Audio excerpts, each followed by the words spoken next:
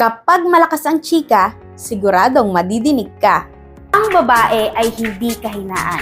Siya ay lakas na kayang baguhin ang mundo. Kamusta mga ka-power? Ako si Ashley, ang power ng kababaihan. Today, pag-uusapan natin ang kahalagahan ng kababaihan sa ating lipunan. Ang kababaihan ay may mahalagang papel sa bawat aspeto ng ating buhay, mula sa pamilya, trabaho at komunidad.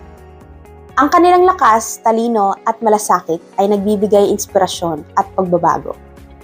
Sa bawat ina, leader, manggagawa at tagapagtanggol ng karapatan, ang kababaihan ay nagpapakita ng walang kapantay na katatagan at dedikasyon. Kaya't patuloy nating suportahan at igalang ang mga kababaihan. Ang pagkakapantay-pantay at pagtutulungan ay magdadala sa atin sa mas magandang kinabukasan. Ako muli si Ashley.